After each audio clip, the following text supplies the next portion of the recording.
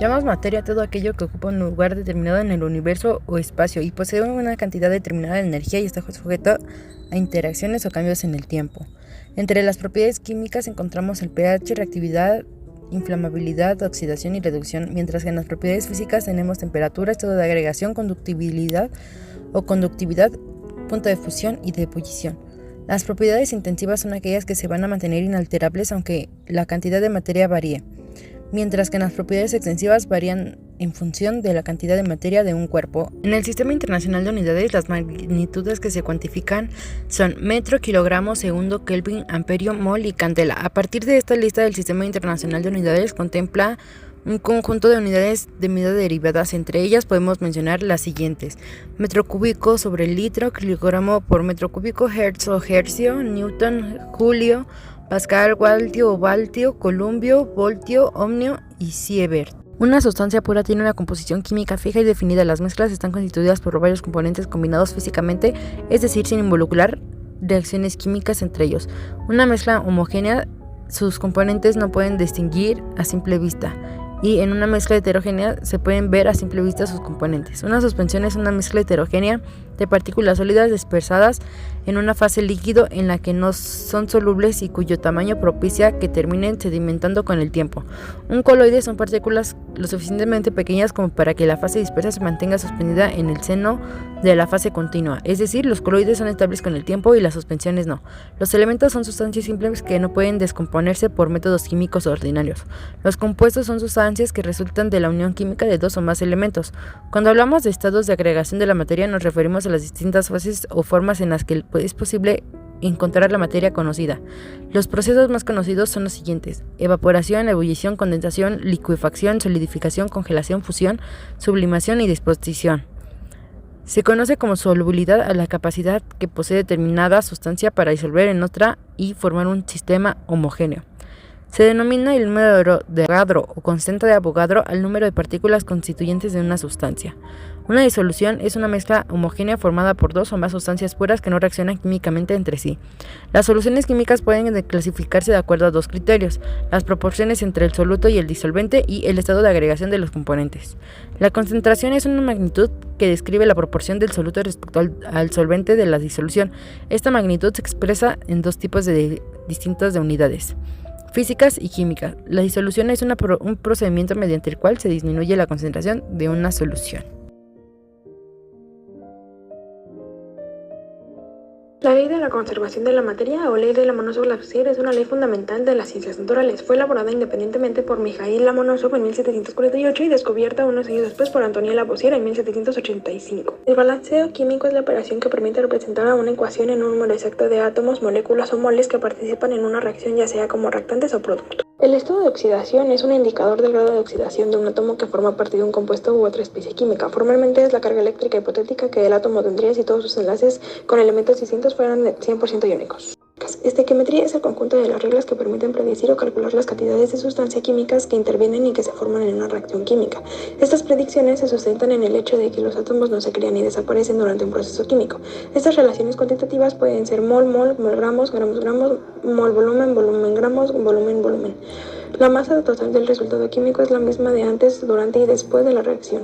El reactivo que se consume primero en una reacción química se le llama reactivo limitante, ya que es la cantidad máxima de producto que se forma depende de la cantidad que había de este reactivo originalmente. Cuando este reactivo se consume, no se puede formar más producto. El rendimiento teórico de una reacción química es la cantidad máxima que se puede obtener de un producto suponiendo la transformación completa de los reactantes. Cuando, por ejemplo, por razones cinéticas, termodinámicas o experimentales, uno de los reactivos reacciona parcialmente, el rendimiento resultante es menor al teórico. El rendimiento real es la cantidad de producto que se obtiene por una reacción química. Por el contrario, el rendimiento calculado o teórico es la cantidad de producto que se podría obtener de una reacción si todo el reactivo se convirtiera en el producto. El rendimiento teórico se basa en el reactivo limitante. Por lo general, el reactivo real es el menor que el rendimiento teórico porque por pocas reacciones realmente se completan, es decir, no son 100% eficientes, o porque no se recupera todo el producto de una reacción. Como los químicos ya saben que el rendimiento real va a ser menor que el rendimiento teórico, se reporta el rendimiento real usando el rendimiento porcentual, que nos dice qué porcentaje de rendimiento teórico vamos a obtener. Un equilibrio químico es una reacción que nunca llega a completarse, pues se produce simultáneamente en ambos sentidos. Los reactivos forman productos y a su vez estos forman de nuevo reactivos, es decir, se trata de un equilibrio dinámico. Para cualquier reacción química reversible en la que A y B representan los reactivos y C y D representan los productos, y A, B, C y D son sus respectivos coeficientes estequiométricos, la relación entre el producto de concentraciones de los productos elevadas a sus coeficientes estequiométricos y el producto de las concentraciones de los reactivos elevadas a sus coeficientes estequiométricos se mantienen constantes a una temperatura dada. La teoría de Bronsted-Lowry clasifica una sustancia como un ácido si actúa como un donador de protones y como una base si actúa como un aceptor de protones. Otras formas de clasificar las sustancias como ácidos o bases son el concepto de Arrhenius y el concepto de Lewis. Un oxidante es una sustancia que oxida a otra, por lo tanto se reduce y contiene un elemento cuyo número de oxidación disminuye. Un reductor es una sustancia que reduce a otra, por lo tanto es un oxidante y contiene un elemento cuyo número de oxidación aumenta. En una célula estequiométrica se crea un potencial eléctrico entre dos metales diferentes. Ese potencial es una medida de la energía por unidad de carga que está disponible a partir de las reacciones de oxidación-reducción para impulsar a la reacción. Actualmente la tabla periódica se compone de 118 elementos distribuidos en 7 filas horizontales llamadas periodos y 18 columnas verticales conocidas como grupos. Su descubridor, el químico ruso Dmitry Mendeleev, no fue premiado con el premio Nobel, por lo que es una de las contribuciones capitales en la historia de la química. En cambio, en 1955 recibió el honor de prestar su nombre al Mendeleevio, el elemento químico del número atómico 101 en la tabla periódica. La configuración electrónica es la manera en la que se distribuyen los electrones alrededor del núcleo. Cada nivel energético representado por el número cuántico n le van apareciendo sucesivamente subniveles o tipos de orbitales representados por el número cuántico L y le van tomando valores simbólicos como S, P, D, F, etc. En cada una de estas orientaciones de cada subnivel le podemos colocar dos electrones con diferente orientación magnética, menos un medio y más un medio, representados por el número cuántico Ms. Por lo que para saber el número total de electrones posibles por nivel energético podemos aplicar la fórmula siguiente. Principio de edificación progresiva o regla de Aufbau. Esta regla también es conocida como principio de la mínima energía. Es un tipo de método que resume los tres principios de la configuración electrónica y que también utiliza el diagrama de Müller. Este principio establece que en los subniveles energéticos se irán llenando conforme se van llenando primero los niveles más bajos de energía, lo cual podemos conseguir siguiendo el orden del diagrama de Müller, y se escribe de la siguiente manera. Para determinar la configuración electrónica de un elemento basta con calcular cuántos electrones hay que acomodar y entonces distribuirlos en los subniveles empezando por los de menor energía e ir llenando hasta que todos los electrones estén distribuidos un elemento con un número atómico mayor en un electrón más que el elemento del que le procede. El radio atómico se define como la mitad de la distancia entre dos núcleos atómicos adyacentes de un elemento. Al desplazarnos de arriba hacia abajo por el mismo grupo de la tabla periódica, el radio atómico de los elementos tiende a aumentar. Esto se debe a que los electrones van ocupando orbitales de niveles de energía cada vez más alejados del núcleo. En cambio, el radio iónico es el radio que presenta un ion monoatómico en la estructura cristalina iónica. Este no presenta una tendencia clara al crecimiento en un periodo, ya que depende del ion. La carga nuclear efectiva es la carga positiva neta experimentada por el electrón en un átomo polielectrónico.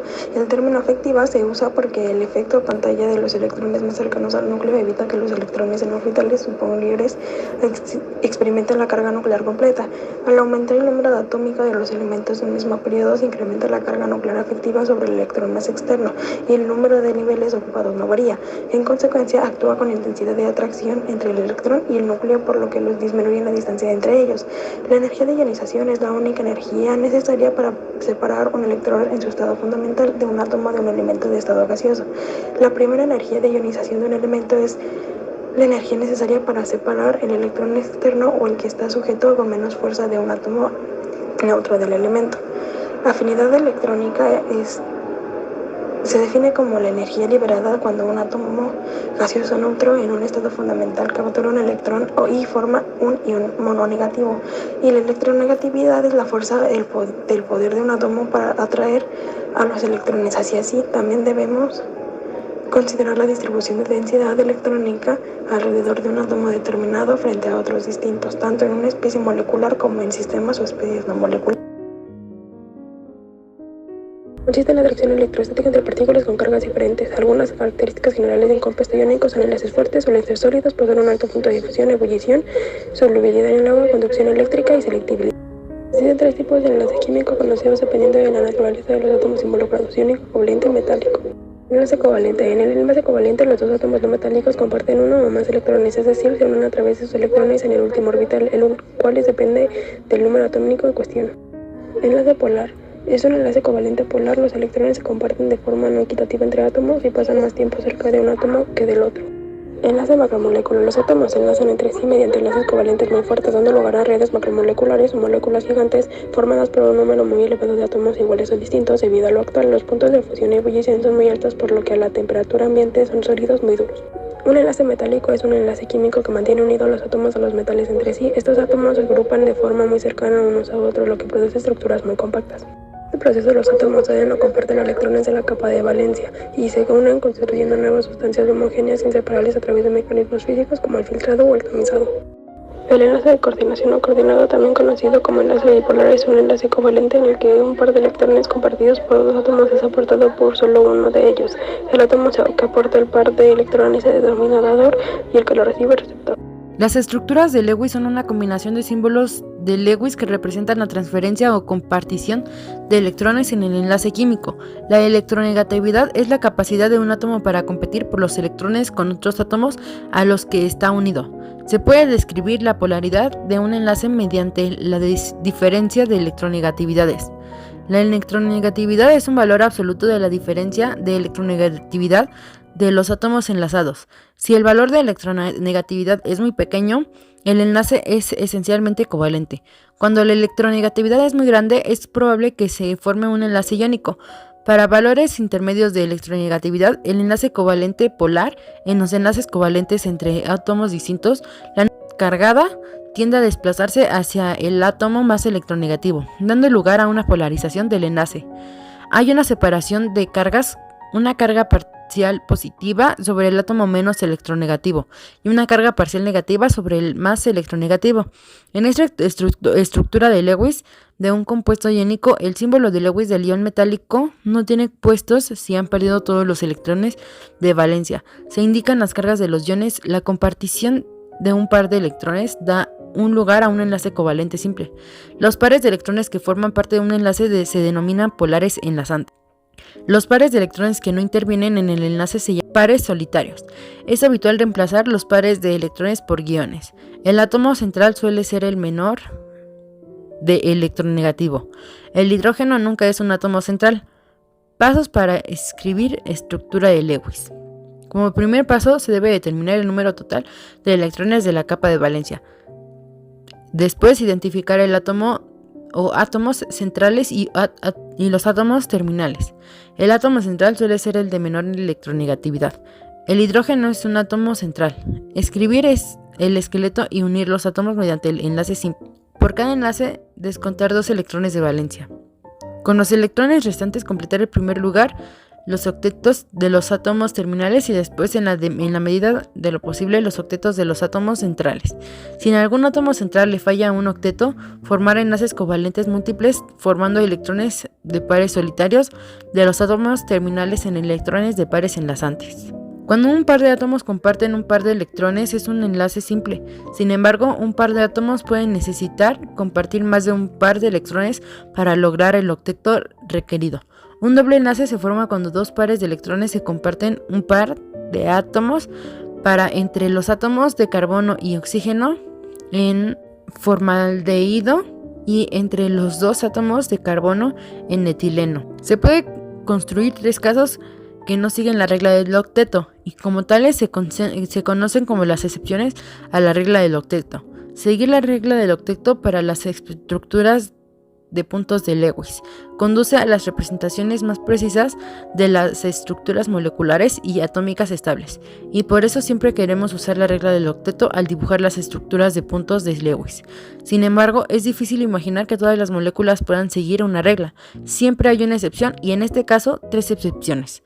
La primera es que cuando hay un número impar de electrones de valencia, cuando hay un poco de electrones de valencia, cuando hay demasiados electrones de valencia, La primera excepción de la regla del octeto es cuando hay un número impar de electrones de valencia. La segunda excepción a la regla del octeto es cuando hay muy pocos electrones de valencia que resultan en un octeto incompleto.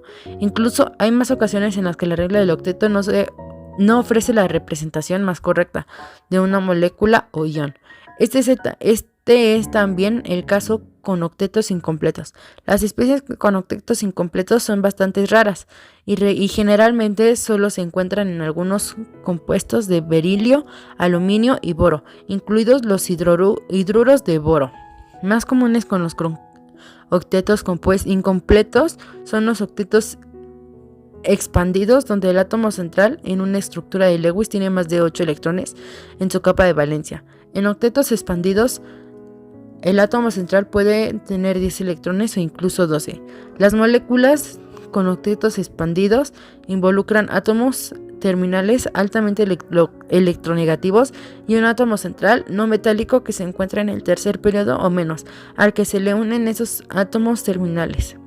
La premisa de Trepev es que los pares de electrones de valencia alrededor de un átomo repelen mutuamente y por lo tanto adoptan una disposición especial que minimiza esta repulsión determinando la geometría molecular. El fundamento de la teoría de repulsiones interelectrónicas, la Trepev, teoría de repulsiones de pares de electrones de valencia, está basada en la idea de que la geometría de una molécula o ion poliatómico del tipo AB, donde A es el átomo central y los tipo B son los átomos periféricos o ligados, está condicionada principalmente por la repulsión columbiana entre pares de electrones.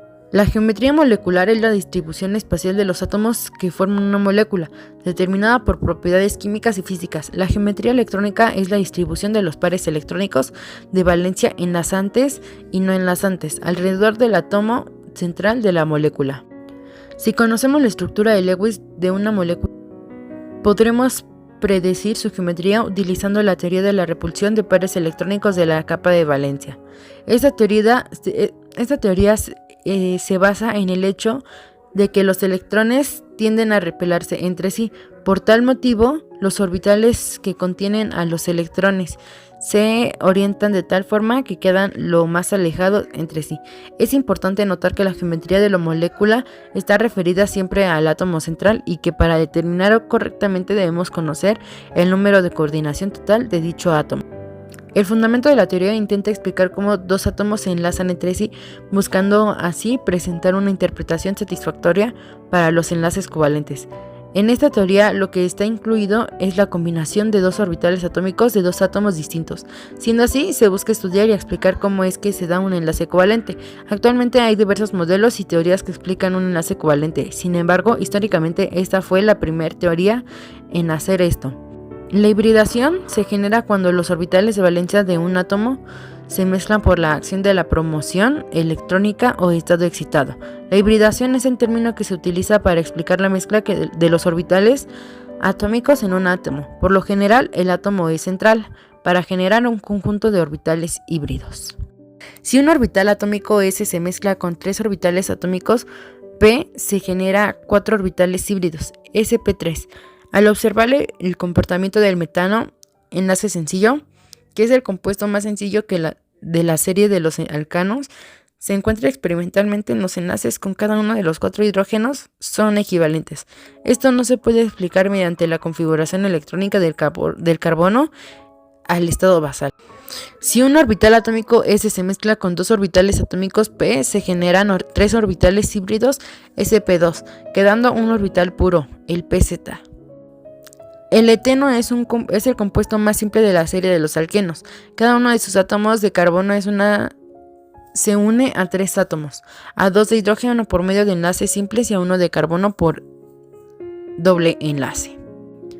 Si un orbital atómico S se mezcla con un orbital atómico P, se generan 2 orbitales híbridos sp, quedando 2 orbitales puros py y pz. El etileno o etino es el primer compuesto de la serie de los alquinos. Cada uno de sus átomos de carbono se une a 2 átomos.